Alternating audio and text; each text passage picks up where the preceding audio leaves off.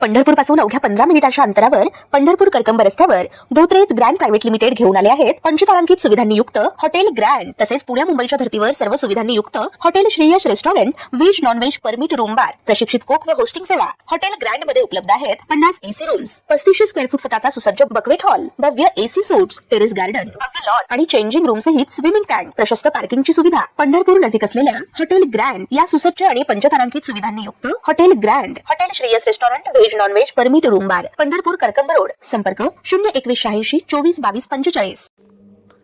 पूर्व वैमनस्यातून झालेल्या हत्याकांडामुळे कोल्हापूर हादरलंय। राधानगरी तालुक्यातील कोणोली उर्फ असोलोंडी पैकी फाल्याचा धनगरवाडा येथे हा भयंकर प्रकार घडला। मानेवर धारदार हत्यारानं वार केल्यानं आणि डोक्यात वरमे घाव लागल्यानं 35 वर्षीय तरुणाचा जागीच मृत्यू झालाय। सूरज पांडुरंग फाले सध्या राहणार राजारामपुरी कोल्हापूर असं मृत व्यक्तीचं नाव असून त्याची पत्नी सोनिया पाटील वय वर्ष 30 गंभीर जखमी आहे। हत्येनंतर तिन्ही आरोपी राधानगरी पोलिसात स्वतःहून हजर झाले। याबाबत मिळालेली माहिती अशी की मृत सूरज फाले हा मूळचा फालेवाडा येथील रहिवासी आहे। सध्या तो कोल्हापुरात वास्तव्यास आहे। शनिवारी दुपारी तो पत्नीसह कोल्हापूरहून गावी आला होता। त्याचवेळी आरोपी देखील कोल्हापुरातच वास्तव्यास असून ते देखील गावी फालेवाडी इथं आले होते। त्यांच्यामध्ये काही कारणातून वाद सुरू झाला आणि वादाचं पर्यवसान हाणामारीत झालं।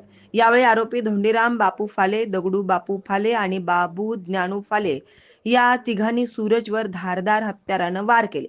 मानेवर, डोक्यावर कोयत्यानं वार केल्यानं सूरज रक्ताच्या थारोळ्यात पडला होता, तर घाव वरमी लागल्यानं डोक्याचा चेंदामेंदा होऊन मेंदू देखील बाजूला पडला होता। त्यामुळं सूरजचा जागीच मृत्यू झाला। सूरजला मारहाण सुरू असताना त्याची पत्नी सोनिया पाटील ही देखील तिथे आली होती। तिनं आरोपींना अडवण्याचा प्रयत्न केला, मात्र तिच्याही डोक्यात मार लागल्यानं ती गंभीर जखमी झाली। यावेळी घटनास्थळी चारचाकी गाडीची देखील तोडफोड करण्यात आली होती। घटनेनंतर आरोपी धोंडीराम फाले, दगडू फाले आणि बाबू फाले हे स्वतःच राधानगरी पोलिसात हजर झाले। दरम्यान पोलिसांनी घटनास्थळी धाव घेत पाहणी केली असता तोडफोड केलेल्या गाडीत एक बंदूक आणि दारूच्या बाटल्या आढळल्या। या गुन्ह्यात किती आरोपी होते याबाबत अद्याप स्पष्ट माहिती समोर आलेली नाही। पोलीस अधिक तपास करीत आहेत। ताज्या घडामोडी पाहण्यासाठी आमच्या YouTube चॅनलवरील PVR म्हणजेच पंढरी वार्ता या न्यूजला सबस्क्राईब करा आणि शेजारील बेल आयकॉनवर क्लिक करा।